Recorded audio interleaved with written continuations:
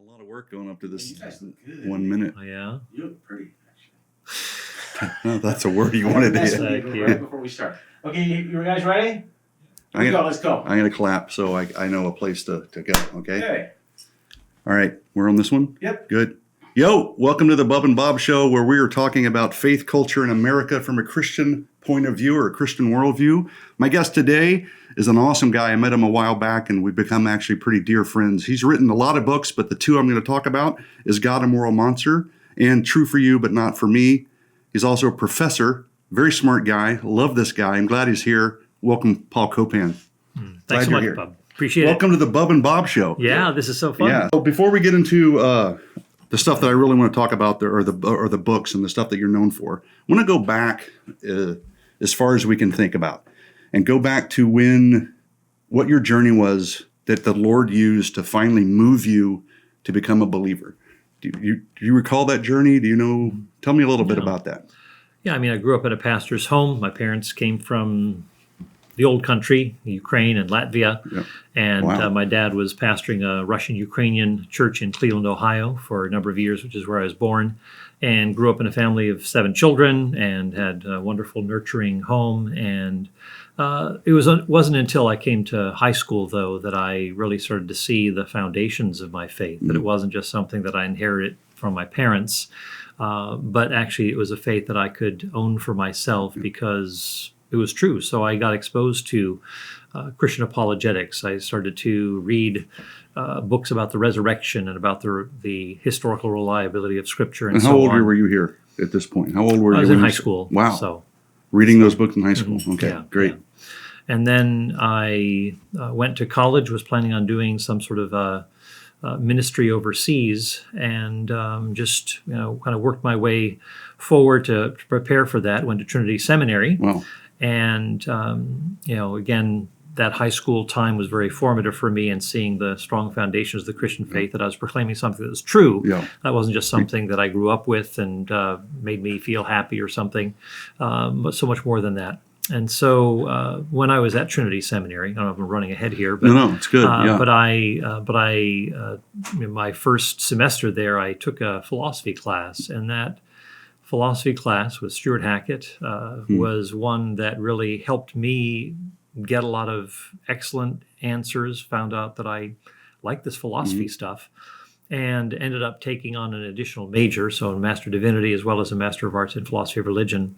And so that really helped to give me a good taste of what the life of the mind can look like, and how these tools that are available for the Christian to utilize and to help make sense of the Christian faith and how to articulate it even. Right. I just found that I had a great platform to speak to people because I had a philosophy background. So when I went on staff with the church in upstate New York for 6.5 years, I had campus ministries going on, and I would go to a nearby university or college and would speak to students. And the fact that I had a philosophy background, spoke to their debating society every term, and it was just a great time of engagement. And so it was that one class that led to my seeing the value of it in Christian ministry. And then my wife said, "How about getting a PhD?" And so we, Your wife said that. My wife, Okay. a wonderful woman. And You're not smart enough yet. Go get a PhD. That's it. What's wrong Yeah. with you? Yeah. And so I said, perfect. And so we had 4 kids at the time, and we ended up going to Wisconsin. I went to Marquette University to get my PhD in philosophy. Our 5th child was born in Wisconsin, and it was a wonderful time. And then just did other things, and a Christian apologetics, working with Ravi Zacharias International Ministries, and then going on down to Palm Beach Atlantic University in 2004, and been there ever since, teaching philosophy, ethics, Christian worldview, apologetics, that sort of thing. So that's great. That's the broad view. I'm going to do a Genesis 1, 2, 3 thing. So I'm going to go back to the specifics now. Was there a point where you knew that you were a sinner, and there was a point where you're like, okay, I believe what people are saying about Christ. I believe at least parts of what I'm reading in the Bible. I know that there's a conviction in my heart, and where you actually surrendered. And about what age was that? Oh, I remember I was 5 years of age, and I was thinking, I'm going to go through this whole day without doing anything wrong. Yes. And I was a miserable failure Yes. within the first hour. And, I was very well aware of sin, shortcomings, but there's just something that gave me a confidence about what Jesus had come to do, that there was something that needed to be done on my behalf. And the Christian faith made sense. Yeah. It just seemed to resonate with me, fit very well with the things that I was going through, the fact that I needed forgiveness, the fact that there is a God to whom I'm accountable, the fact that I can't make it on my own and need outside assistance. And so, I mean, I saw that all along the way, but it was really in high school that I came to see very strong foundations for this. It's not as though it's just a good story, which it is, Right.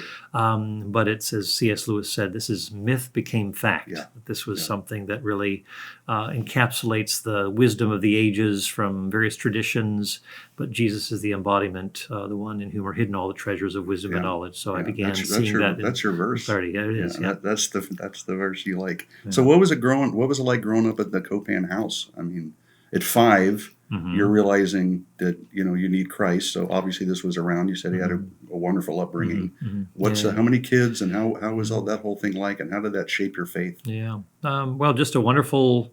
You've got instant community like that, right. And so having being in a family of 7 kids, my grandmother was also living with us. Okay. We would care for her, and so it was very. My parents had been through the war in Europe, and there was so much. Really, you really see that stamp of the greatest generation upon them, and so it was a real privilege to be in a home where they had a very clear sense of right and wrong. They're of strong moral character. My parents were dedicated servants of the Lord. They weren't in it for the show. They were very much full of heart and dedication and servanthood and humility and not caring about who gets the credit. And they just were excellent role models for us. They loved us well. They've died in recent years, and so we miss them. Yeah. But we are so grateful for the heritage that we have, and all of my siblings just are. There's just such just an awe that we have. For our parents and how well they raised us, how well they loved us, and so we are grateful and blessed. Are all the siblings like that now, having larger families like you do, and the same thing? No, I mean they some have families of of their own. Yeah. Not all, but yeah, there's definitely even in the next generation there is an appreciation for the heritage. Absolutely. That they have. Of course, my wife's parents, they came from Holland. They went through the war in Holland, Nazi-occupied Holland, and so there's that stream also coming to our kids, and a great appreciation that our kids have for that heritage. So really, into the next generation, I think a great appreciation for that, and our parents have written their memoirs, and they have. We have. I'd like to one day write a book about this, but just stories of my mom surviving the bombing of Berlin, and being in having great aunts who were in Dresden, Germany when it was bombed, and being in Moscow during the Russian Revolution when it broke out, and my grandmother having an encounter with the Tsarina of Russia. So all sorts of fascinating stories. Speaking of war, Bub and I both had brothers that we actually warred with. Was there one of the brothers in the family that you specifically were a favorite of? That I was a favorite of, like a pick on. Whatever. We all got along well. Really? I did have my sister has apologized to me about this. My younger sister, she would like to instigate little squabbles with me, and so I would warn her and said, "Don't do it." But she's, it was not anything that was malicious or mean. I mean, we all really got along quite well. Yeah, I was looking forward to having someone of a really bad character on first, so I can compare with me. But I'm like, I get Saint Paul here. Well. It's so here's me and my brother. Saint and sinner Paul. Saint and sinner. No, I know. It's okay. So here's what I did with my brother, because he was really fast and tall. I could never catch him, so I would hide D batteries in the couch. And he'd come hit me on the back of the head and think I couldn't catch him, and I'd grab the battery and throw it and hit him. Wow. He'd have welts on the back of his back. Wow. So that's your sister, and you aren't like that. Yeah, no, it was, we were always at the positive pole, Yes. never at the negative Okay, pole. yeah. there, Oh, that's so, a good reference. That's good. Yeah. Well, yeah, I think mine hit square in the back. I There just you like go. both poles in the Yeah, spline. there you go. Yeah. So anyway, we're not going to get Highly charged Yeah, relationships. thank there. you. Well done. We're not gonna get You said spline. Did you say spline, I said guys? spline. It's a combination Cut. between the spine and the spleen. You Cut. didn't know this? Bob should be off camera and silent as Yes. often as All right. possible. Go ahead, keep going. No, so okay. So I'm going to switch over quick to. I want to play a skeptic with you, and kind of get into your book. Is God a moral monster? And these things have been posed to me. They're when I was growing up, I never heard this stuff. Never heard all the things that the new atheists bring out, and all the people when all of a sudden we got our phones and smartphones and social media, and everyone's just throwing stuff out because they can be anonymous. They don't have to face anyone. So all these there might not be newer questions, but they're more popular now. So the big one is why does it seem that God is so grumpy in the Old Testament, and then all of a sudden he's full of life and grace and love in the New Testament? How do we reconcile that God? I mean, I think they're the same, obviously, but I mean, from your point of view and your studies, what? Yeah. Well, I think it's useful to go to the New Testament and see how the New Testament views the God of the Old Testament, especially in Jesus. And Jesus is actually one who isn't shrinking from identifying with that God, in fact, being the revealer of that God, being God himself. In fact, it's interesting that in, for example, Jude 5, the best manuscripts have mentioned that using the word Jesus, that after the Israelites were delivered from Egypt, Jesus destroyed them because of their disobedience. Yes. So here the New Testament, this Christocentric view, putting Jesus into the fray of the Old Testament, also includes him in this. And I think it's a reminder. And of course, there's judgment. Jesus is one who talks about God's commandments in the Old Testament that involved capital punishment, Matthew chapter 15. Or Jesus saying that this false teacher Jezebel in Revelation 2, that he is going to cast her on a bed of sickness and he is going to strike her followers dead. Yes. Again, this is a temporal judgment, and so we see that some of the things that are part of the Old Testament, we have 1,400 or so years here, 1,500 years of what people will say. Look, God is angry, jealous, judging, and so forth. Well, we only have 40, 50 years in the New Testament, but yet we have these affirmations of what this God did in the Old Testament, and also Jesus identifying with that God. And we see those sorts of things going on in the New Testament: Ananias and Sapphira being struck dead, or Elymas being struck blind, and so forth, and Jesus threatening judgments in Revelation 2 and 3, and so forth. So Paul says in Romans 11:22, he says, "Behold the kindness and severity of God." And we see both kindness and severity. In fact, as we look at the Old Testament, we see that God is dealing with a bunch of people who are, he delivers them. They complain and rebel. He makes a covenant with them. They forsake it and sell it, and they have this fatted, the worshiping the golden calf and so forth. That routinely they're quickly abandoning. And he's patient with them over that time. It's not like they do it immediately and then he crushes them or strikes them down. It's years. Exactly. So God is being very patient. I mean, when the term jealousy comes up, it's because these people are breaking the covenant that God has made with them.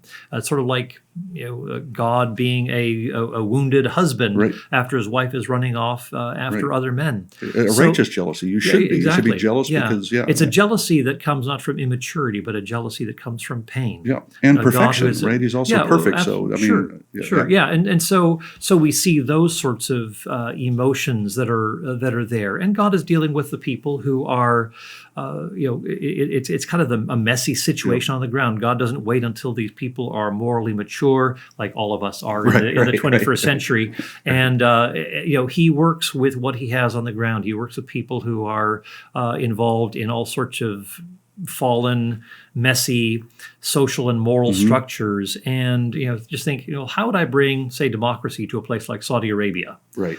Well, try to apply that maybe to the Old Testament, Yeah. and you'll get some sort of an idea. Yeah. That this is something that you can't legislate an ideal utopian society into existence. God begins with a lot of messiness, works with them, but prepares a context for the coming of Jesus, the Messiah, bringing salvation to all. That God's beginning with Israel in a particular way has a universal intent, that God seeks to bring blessing to the ends of the earth, beginning with Abraham through the nation of Israel. And despite all of its rebellion and so forth, God is still patiently sticking with them, and through them the Messiah, Jesus of Nazareth, the seed of Abraham, comes in order to bring this redemption that extends to the ends of the earth. So there's God who steps into our mess. God steps into a mess in the Old Testament. God steps into a mess in the New Testament in Jesus, and again allows himself to go through the anguish of suffering, death, injustice. He faces it squarely. He gives his life for his enemies. That this is the God who is speaking in the Old Testament, but now reveals himself in a very clear, concrete way in Jesus of Nazareth. And when you're looking at how low God is willing to go for our salvation, look at the cross of Jesus Christ. Amen. Yeah. Yeah. What do you think is behind that stuff? I mean, you think that's a legitimate question, or are people throwing this stuff out as smoke screens? I mean, what have you found when you're discussing this with people to be? Is it? Well, you'll probably have a range of views.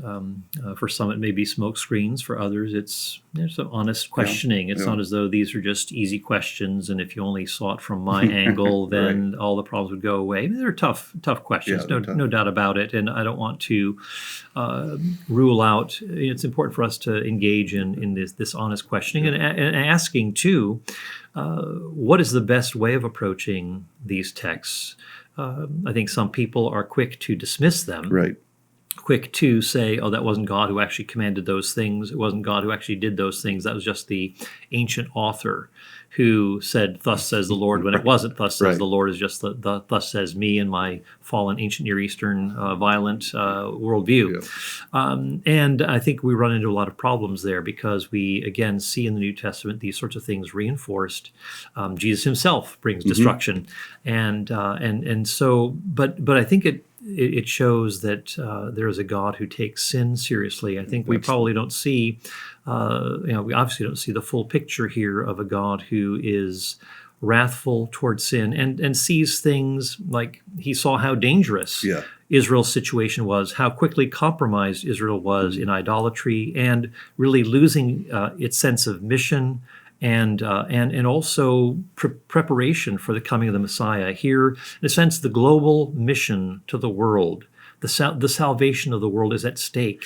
And Israel is repeatedly compromising that position of privilege and opportunity because of its idolatry. So here we have a nation that God is working patiently with, but there's a lot at stake going on here. And I think a lot of us, like the critics, will sometimes dismiss those sorts of things as though, oh, this God is just getting cranky and so I think that's just an unfair, uncharitable representation of what is going on here, that God knew that this newly found faith of Israel, newly budded faith, that it was a very tender plant that needed to be preserved, and there are a lot of things that threatened the identity and mission of Israel. Yeah. You think a lot of people, I mean, maybe is this a church issue, or is it a modern church issue that we tend to find? We've even kind of renamed sin as brokenness or unhappiness or something. And it seems that if we were to look at all of Scripture, you would understand from the beginning that God is gracious and merciful, but he's also just and holy, right? And that's ultimately, that's through the thread of the whole Bible. Oh, absolutely. I think that, and I think it is helpful, though, and I think some of the critics who are trying to see the God of love in the New Testament as being clearly manifested in Jesus, I think they're right to emphasize the greater priority of God's love. But I think we need to see that God's wrath is an expression of God's love, That's good. rather That's good. than as something that is pitted against it Yeah. or opposed to it. Or as if he has emotions like us and he gets mad and throws off the finger. Exactly. Yeah. It's- And so think of a a parent getting mad when a child is experimenting with drugs, or Right. when someone's trying to sell drugs to his kid. There's an appropriate outrage, anger that flows from a spirit of love, Yes. and indeed the jealousy that God exhibits when the Israelites are compromising on their covenant with God. That God's jealousy comes from pain. God's jealousy comes from that heart of love that seeks to have his people rightly related to him. So I think we do need to emphasize, and I think it's often overlooked, that in the Old Testament we see great expressions of God's love, dedication, patience, and so forth. But we also see that in the New Testament, love is intensified, Yes. but wrath is also intensified, like the book of Hebrews and Hebrews 2 Yeah. and 10 and 12. If this transgression of the law received its just punishment, how much greater will the consequence be? How much more severe will Yeah. it be for those who reject the gospel of Jesus Christ, Yeah. for those who turn and trample him underfoot and so forth? So there's a greater severity that is also highlighted. Well said. So we can't simply say there's less wrath in the New Testament, more love. No, both of them are intensified. Right. No, that's good stuff. So let's move. I got another question for you. Another one that's like popular out there about the whole slavery thing. Mm-hmm. Right. I mean, it's been heightened, obviously, in this political climate with racism and everything. Is how in the world can I even serve a God? How can I even be a conservative in any definition of the word if God Himself condoned slavery? Mm-hmm. And now we're trying to, move all these monuments out and go and putting it all in one category. Did God condone slavery like we know it?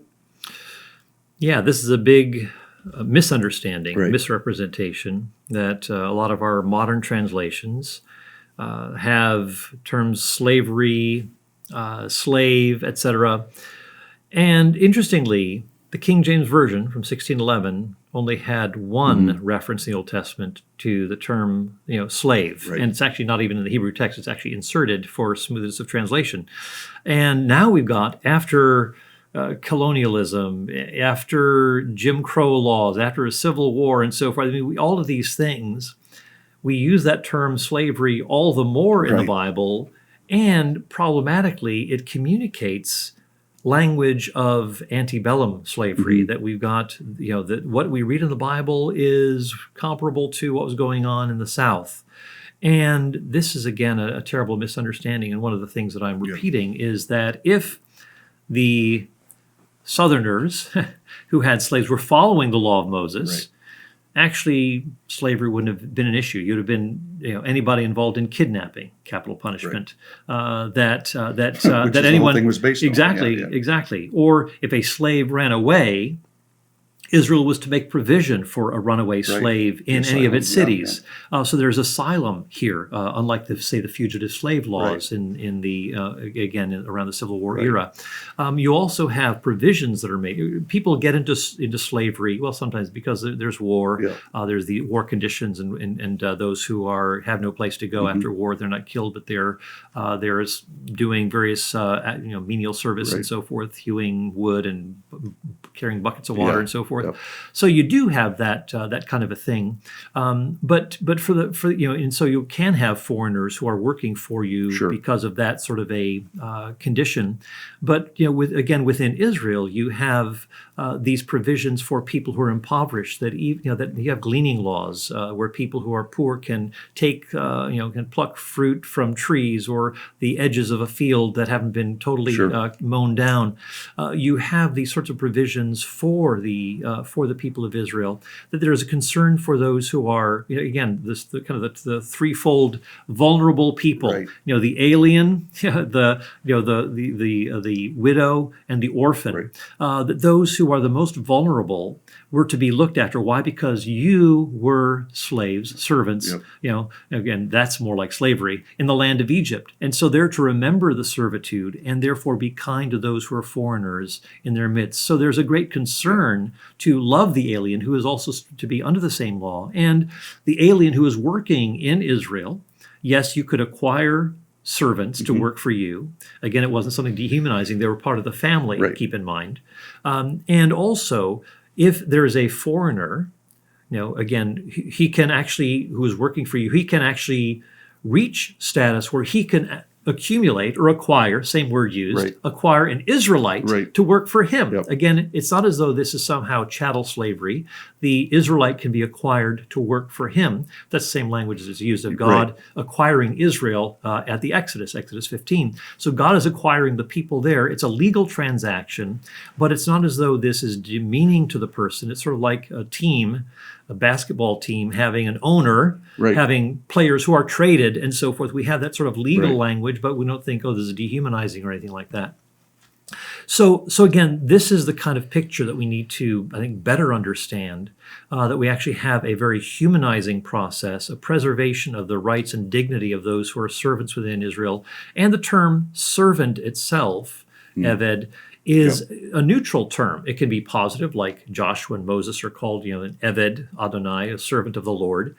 So it's not an inherently negative term, but a lot of people, We've made it that the way way, we right? have turned it Yeah. into that, exactly. And so to be a servant, well, just what's the context? The Israelites had once been slaves, Right. servants in the land of Egypt, and God says, let my people go that they may serve me or be my servants in the wilderness. Yes. So you move from one negative state of servitude to a positive state of We're all servitude. serving someone, right? It's the exactly. Bob Dylan thing, right? You gotta serve You somebody. got to serve Exactly. somebody, right? And obviously serving a just and holy and good God is far different than what we're thinking of when we think of Southern slavery or chattel slavery. And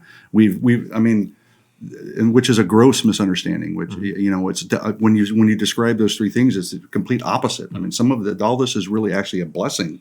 It's sometimes to even save families and to care for families, and people would have been dead without the caring of them, and they bring them in. And then sometimes there was debt, right? Someone owed debt to the person, so exactly. they worked for them, and then they Right. worked it out, and then they were free if they chose to be free. It was an indentured servitude, Right. and so you worked, the basically for 6 years, and you would be freed after that. Right. So you, sort of like people who paid passage to come to the New World. They didn't have money. They basically worked for 7 years, Yeah. and then they were free and operated like any other citizen would with their newly acquired status. But it wasn't because they're somehow diminished in their person. They just had a certain debt to pay, and once they paid it, then they were free to go about things. So, and they couldn't keep them beyond that. Right. In fact, even if you injured your servant, you gouged out his eye or knocked out his tooth. Another spin on indentured Yes. servitude. Yeah, there. But There you go. But you have this reminder that the injuries can actually free you from any kind of debt, and you'd be released because you've been injured by your employer, the person who has taken you in. And of course, the servants themselves, as they were typically part of the family within their tribal territories and clans and so on. But if you worked for someone for these 6 years, then you had food, clothing, shelter, housing, all provided for you. Yep. And so it was actually a very even secure, stable environment. Right. John Goldengate, Old Testament scholar, says it's actually not a bad arrangement Right. to be involved as a servant who is part of the household and has this kind of security and doesn't have to worry about all of those things that the person who's actually running the household has to worry about. No, it's pretty. That's good stuff. Okay, the last one when it comes to this book, and one of the ones that actually makes me the maddest, but I'm going to calm myself down and hear a reasonable, winsome answer from you. It's this whole idea of God being a child abuser when He put His own Son on a cross to die for us. And we go back to Abraham and Isaac even, and how could He want him to sacrifice this son and only at the last minute grab him when the angel was about to stab him? And that just doesn't gel with the God that loves to some people, right? Is that how can you do this? How can you abuse your own child? Yeah. How do you answer that? Well, not, some people say, well, your child at a bedtime story is asking, Daddy, would you do this to me if God told you? And so forth. Right, so, right. So you have a child so, this way. Yeah. So let's personalize it even a little bit more here. What we have in, say, the story of Abraham, we'll go to the crucifixion, death of Jesus in a moment. But what we have here is a very unusual set of circumstances where God has already been talking to Abraham. God has been engaging with Abraham throughout Genesis 12 through 21. There's been a lot of lead up to this point. God is, Abraham is God's friend. Right. And so there is this deep relationship that is there. And God has made a promise to Abraham that he's going to bring blessing to the nations through whom? Well, it's going to be Isaac. God has promised that this child is going to be the means of blessing to the nations. Well, when God is providing for Abraham earlier on, he says he's going to take him to a land where he's going to show him. Abraham takes matters into his own hands. But even so, he sends Ishmael away. Kind of test number one. Sends Ishmael away, but God says, I'm going to make of him a great nation. So even though there's tension in the household, in the tent hold, that things are tense. Yes. That you send out Hagar and Ishmael, they will not die in the wilderness because I'm going to make of Ishmael a great nation. So he gets up early in the morning, saddles the donkey, and so the same language that's used in the next chapter, where he does so with Isaac. But with Isaac, he is already, again, he's been assured that there's going to be a great nation that comes from, in fact, blessing to all the nations through Isaac. Abraham is confident that God is going to do something, even though it sounds horrific. And keep in mind, too, that Abraham didn't know about God's view on infant sacrifice, child sacrifice. So this is something that was part of the practice.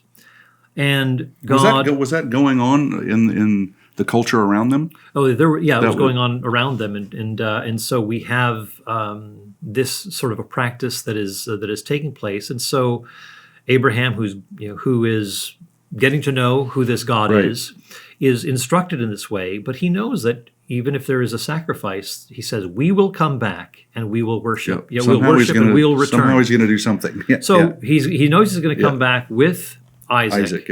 Just doesn't know how it's going to happen.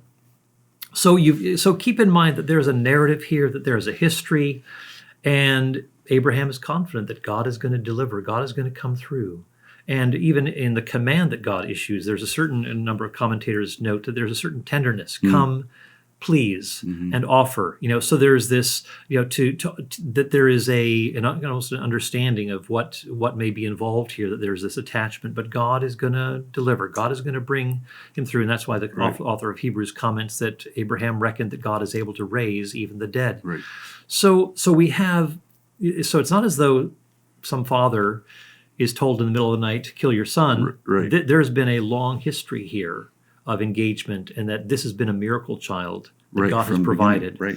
So the context is completely different. It's unusual. There's a particular circumstance here that, yes, all things being equal, you don't do that, but there is some sort of a weight of historical engagement, narrative, friendship, trust, and so forth. Yeah, well, faith. That takes place, exactly. The true definition of faith is trust, and from a relationship, and he has evidence of it from his whole history. And he's like, well, if this is what the Lord says to do, I'm going to do it. Do you think, because when you put it in context a little bit, do you think that God was testing Abraham's faith because the other cultures were willing to kill their own kids for a false God? Do you think that had anything to do with it, or is it more in the line of what he was just trying to show through Christ? Yeah, well, I think that there is definitely something to be said for Abraham learning that whatever sacrifices you will have to make, I will not require you to do that of your children. And so here he is stopping him short, saying this is not going to happen. No. And then from that point on, this becomes a model for God's people to say, no, this isn't going to happen.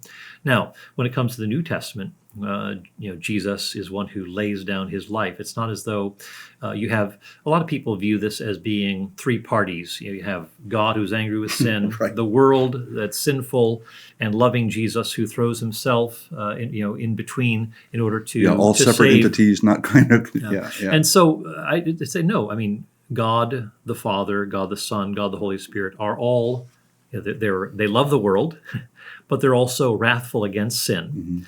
And so it is not a three-party view here, but a two-party, God and humanity. And so God is the one who loves the world, but also God provides for redemption for the world. And Jesus voluntarily gives his life. He says, no one takes my life. I lay it down of my own accord and take it back up again. So yes, the Father is involved in giving his Son, but the Son gives his life as well. This is something that has been a divine arrangement from eternity, Right. that God has been one who has been planning this redemption, and that it is not something in which Father and Son are pitted against each other, but this is something that is done whereby the Son gives himself willingly and also satisfactorily, that what he does in giving himself is sufficient to pay the debt that we owe to God, but ourselves, we cannot pay it. And we have analogies in this. It's not as though some people say, oh, that's unjust. How could the just die for the unjust? Right. Well, we have insurance policies, like parents have kids on their policy, and if the child does, a teenage driver messes up the car, well, who ends up paying? Well, the parents Yes. do, or a broken window or something like that, or even a CEO of a company. There's been mismanagement of funds and the CEO doesn't know about it. Well, he says, I take full responsibility for this, and he makes sure that all the debts are paid back and so forth. Or a company subsumes a smaller company that's struggling and pays off all of its debts and so forth, and then brings it into its own company, so it'll be much better off, right. and so forth. Is that that Shouldn't do that shouldn't have 'cause done he's that. just- That's Yeah. you didn't get your just desserts. Well, hey, if there's a handout, I'm going to take it. If there could be a way in which Right. this can be rescued, then great. So God is not doing anything unjust or going against these laws of justice within his own character. No, God is actually not simply forgiving, but God takes justice into account, and so we see in the cross both love and justice coming together. Yeah, I love that. Okay, let's switch over to your other book. So I have two books that I have like a handful. I don't have a shelf anymore. It's all on my iPad. I have like 40 books that are always on my, like I reference them all the time. And this is one of those. True for you, not for me. I love that book, by the way. It's got more monsters up there too. But I always go back to the truth thing, because there's so much stuff going on in society around us that, with Oprah saying, your truth and my truth, and everybody saying you have your truth, and we don't understand the difference between preferences and truth. Why did you write this book when you wrote it? What was going on in your head? What did you see that I got to write this? Yeah, back in the 90s. And even while I was in graduate school getting my master's degree, I talked to people who were relativists, and they would just say this sort of thing. Well, that's just true for you, or that's just your standard, or morality is just cultural, and Right. so forth. And this got me doing a little bit of digging on my own, and realizing that, boy, a lot of these arguments are pretty weak and self-contradictory and so forth. And so I just, as I'm known, I'm like the handout king. So I was teaching a Sunday school class, and I just put material together, researched and so forth, and that preliminary research turned into that book, True for You but Not for Me, which came out in the first edition in '98, while I was had been working at Marquette University for my PhD.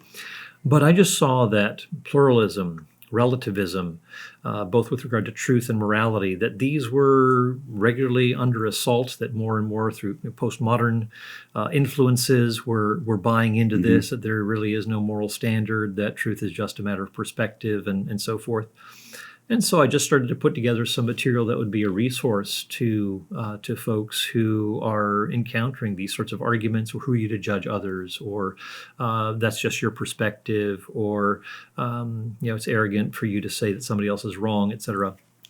So I just tried to organize a book that dealt with these kinds of slogans, and I began with kind of the general view of truth and reality, working my way up to dealing with moral truth, objective moral values, and then moving into the question of religious pluralism. What about all these other religions? Is one religion true for one person but not for another, or are all religions pathways to salvation or liberation? And then, obviously, leading into from that would be, well, if there are many religions, well, why is Jesus unique? Why should we pay attention to him? And then from there, well, if Jesus is the unique revelation of God, then what about those who never heard of him? So those are my five Right. portions of the Right. book Right. in which I unpack those. And again, each part of that book has different slogans or this, kind of questions, quips that people give, and so I try to work through them and offer a look at the assumptions behind those questions and how we can creatively address them. So, what do you say to a relativist who actually claims that? So, no. I mean, because you see it a lot.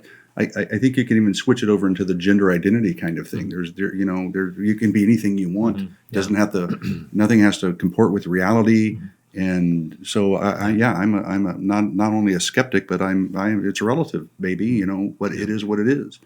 Yeah, Roger Scruton, the philosopher, said that when a relativist tells you that everything is relative, he's basically asking you not to believe what he says. So don't. So he's basically saying, in other words, there's no reason that I should take your viewpoint seriously because it's just tantamount to opinion, tantamount to preference, and nothing beyond that. If you're saying this is true and you ought to believe it, you're not a relativist You're not anymore. a relativist, yeah. So, something's true. Yeah. And you believe that if a person disagrees with you, then that person would be in error. Right. So again, you can't even live. You can't even. There's no way to even live in the world because we all discriminate, rightly or wrongly. We all have thoughts that we think are right. Mm-hmm. Everyone thinks that they're saying something. That's Why right. do we believe anything at all? Because we believe those things are true. Yeah. We wouldn't believe them otherwise. And so we, and again, when it comes to engaging with people who are relativists, I think it's helpful to remember that people who are relativists are going to be selective relativists. Sure. They pick and choose, usually about God and morality. Right. Always those are the two areas. Right. Those are the ones. But they're not going to disagree with you about. They're not going to say that's a baseball. It's on the The ground. Chicago Bears. Yeah. They won for you, but the Green Bay Packers won for me. For me. Right. And they are not going to be relativists about who won the World Cup. Yeah. They're not going to be relativists about what is written on a prescription bottle. So whatever they consider that's true a for the fact. pharmacist, but not for me. Right. And so, it's true for the cop that pulls me over that I got a ticket, but not for me, so I don't have to pay it. Right. Yeah, it's like, exactly. We find ourselves bumping up against reality over and over again, and this should be a cue that we're actually not the ones who manipulate reality. That reality hits us squarely in the face very often. And so I think it's wise to remember that relativists themselves are actually strong absolutists. They hold to things like the absolute of tolerance, the wrongness or the absolute of not judging or judging. And so they will say, and they'll often tack on. They'll say you can do whatever you want. But they always tack on an absolute, just as long as you don't hurt anyone, just as long as it's between two consenting adults. Yeah. Why? Why add that? You just made that if you're a relativist, just leave that latter part off. Well, you couldn't even say a statement if you're a relativist, it seems. Like it would all come back and it's self-defeating, it falls apart. And it's like if you say that there's no such thing as truth, you're basically saying that it's true, that there is no truth. Exactly. And so it ends up being a self-refuting, self-undermining position. And I think it's a reminder to us that people are not relativists because they really intellectually thought this through. Right. It really is a matter of preference. I think a lot of people been disappointed. There's emotions behind it, right? By, I think... you can whatever test this, yeah. But people have probably been disappointed by authorities. They've been let down. And so to trust someone who takes an authoritative position, well, they say, kind of like the Garden Party song, you can't, please everyone, so you may as well just please yourself. Right. And so I think people have that sort of a mindset that, why should I trust anyone? Why should I believe anyone? Why should I, take that person as an authority because these authorities have let me down? And I think that that's one avenue where we have an opportunity relationally to connect with the relativist, where that person needs to be helped to move from distrust to trust through relationship, that this is critical because I think so often they've been disappointed in relationship. And so, but again, if you want to, the relativist is really poorly positioned to be in a place where you enter into a marriage, a friendship of some sort. I mean, why would you Right. trust anyone who's a relativist? Right. I mean, this is just a terrible setup Yes. for life. Yes. Why would you want to hire a relativist Yeah. in your workplace? Yeah. So again, it is very self-defeating, not just intellectually, but also from a very practical point of view. Right. You really harm yourself by being a relativist, because it fundamentally dehumanizes you. It makes you a hollow person. You can't, if there's no standard toward which you strive, well, why try to work on your character? Yeah. Why try to become a more better upright husband or person? anything. Yeah, exactly. So why should I try to strengthen relationships? And I remember speaking at a conference, and a guy came up to me afterwards, and he said that he had been a relativist, and his girlfriend, because he had been so selfish, and everything revolved around him, she broke up with him because she couldn't commit to someone who never made commitments as a relativist. And that really woke him up. He really liked this girl, and realized that truth mattered, that character mattered, that objective moral standards mattered. And eventually that led him to find Christ. And he reconnected with this girl later on, and she saw the change that had taken place in his life, ended up marrying the guy. She became a believer. They got married. Good for her. She stood strong. Exactly right. That's good. So again, it was a wonderful story to hear. So when you've talked to people about this subject, and I know it's hard in a debate or when you're one-on-one with someone, because there's a lot of emotions in there, right? And it takes a while for someone to go back and really think through it. Have you ever been like across the table here or at a class when you're teaching where the light went off, where they're like, of course, that was dumb for the last 2 years. Thank you, Paul, because I was like, sometimes people will realize, oh yeah, that is dumb. Can't be right. This is silly. Other times, I think it may just be where they want to hold their ground, try to put up in a sense, a disagreement and defend their position. But I'll say, I think I remember talking to one guy named Basil, and I was on a plane with him, and I said, I was speaking plainly with him. Yes, you were. And he was giving me these relativistic lines. I said, now Basil, let me ask you a question.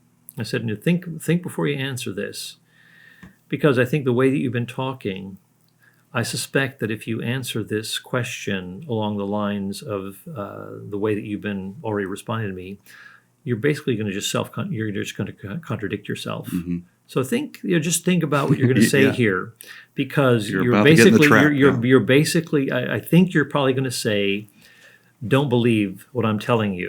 I think that's what you're going to ultimately end up saying. Right. And so he kind of hesitated, paused, and I kind of see what you're saying here, and he conceded that there is something to the point that I'm making, and I need to think this through. Or they might say, okay, you've got a point about relativism being self-contradictory. What if you can say, okay, maybe there is one thing that is absolutely true.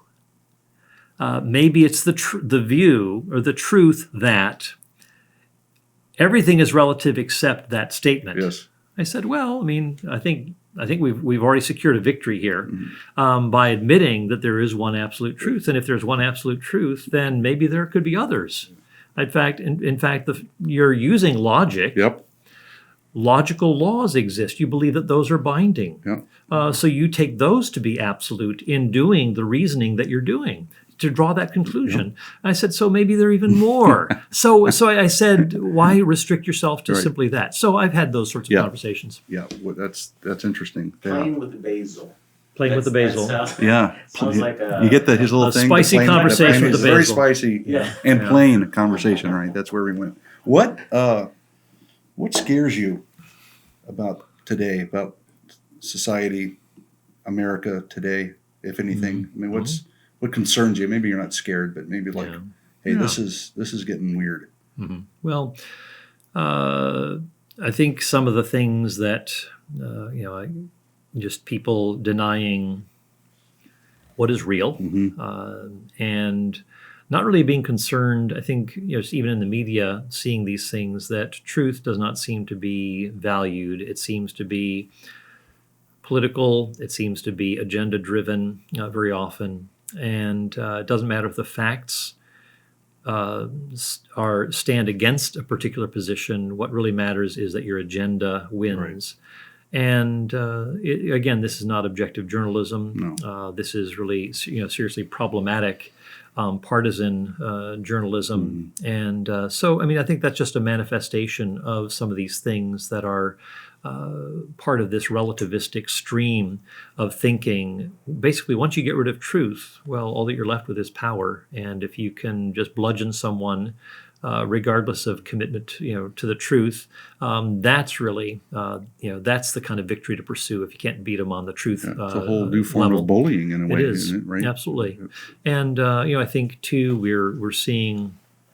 I mean, fundamentally, we're seeing a continuation of spiritual warfare. Right, I for think sure. that we need to remember that we're not wrestling against flesh and blood and so forth, that we are up against hostility that goes beyond rational Yeah. proportions, where people are being singled. You think of the persecution of the church around the world, and how Still, I mean- there's such a silence when it comes to the media. People aren't reporting it.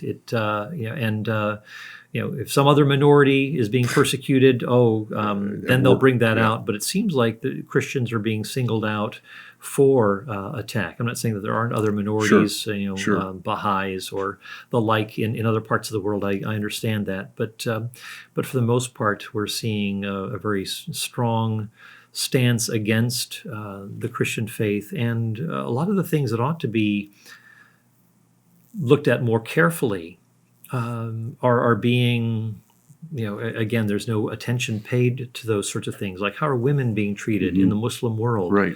Ayaan Hirsi Right. Ali, her book Infidel, and she's talked about these sorts of things, Absolutely. and is a voice crying in the wilderness when it comes to we're the feminists who are going to Yeah. rise up and stand up for these women in other countries. Or is the tolerance people, that are like fighting the fight, that really is going on. I mean, this is horrendous stuff that's happening. Yeah, in comparison, I mean, Christians are allies when it comes Yes. to defending women and the equality of Yep. women and so forth. I mean, you just don't see it's so utterly disproportionate, the critique here in the United States compared to what's going on in other parts of the world. So again, there are many things that we could say about the church too. I think very often the church is because we talk, the Canaanites and so forth in the Right. Old Testament. Well, I Right. think there's a lot of Canaan coming into the church, and we're seeing a lot of moral compromise. I think a lot of celebrityism within the church, and people being put onto a high pedestal, not being held accountable, and I think people not being well grounded. I think we've recently seen how people are A lot of people bailing just- on the yeah, faith, yeah. and you look at some of the reasons that they're giving, and you think, well, where was the training to help them with these sorts of things? Why, some of this stuff funny to seems me so that basic. It is, but it seems it all seems very, very emotional, right? They never leave and go, well, it's because I looked in and proved that Jesus didn't rise from the dead. Right. It's always an emotional thing, usually a sexual thing, or hey, you know what? Or just didn't work for I me didn't or work for something, me, yeah. and I'm out. And even though I spent 20 years talking this way, I apologize now for what I was. But I mean, there's going to be a falling away anyway. We're headed that way. I'm not surprised when these things are happening. I'm saddened. And I mean, we talk about the anti-intellectualism within the church, and people who are, I think, all the more vulnerable to false teachings, and I think being on guard against the temptations of culture, and succumbing to a technological media age, which I think can distract us from true Absolutely. discipleship. Absolutely, I think that's a big one. One day we'll talk about that when you come back on the show. All right. Now I want to end with this little thing that I'm going to throw out. You got a minute, and you're on an elevator, and the elevator's going down, and there's a group of 10 people in there. What's your message? What's a Paul Copan message to them as the elevator's about to go off the rails and slide down? Yeah. Well, that I think of this in relation to the problem of evil, that if you're dealing with the worst kind of issues that people throw at you, it's usually the problem of evil. And I'd say, give me Jesus any day in light of any problem of evil issue that comes up. This is the one kind of the major argument that people launch against the Christian faith. I'd say, if Jesus isn't the solution, then we're totally finished. It's sort of like what Peter said, Lord, to whom else shall we go? You alone have the words of eternal life. Where else are you going to find the robust response to the problem of evil in which God patiently works with fallen humanity, steps into this world, getting his feet dirty and hands bloody, facing injustice, suffering, cruelty, dying in weakness at the hands of his enemies, giving himself for a broken world. I mean, what kind of a God is this that lays down his life How can you for not humanity? at least like that God? Yeah. How could you hate a God that wanted to do that for you, Yeah. even if you, And then that this God is guaranteeing that everything is going to be made right, Right. in the end. That So he is dealing with evil. Yeah, he ultimately is, deals yeah. with it. But if you take only a this world Right. view, a one world model, rather than a two world model, that there will be justice done, that God is going to make sure that everything is going to be set right. Cosmic justice will be done. I mean, what's atheists?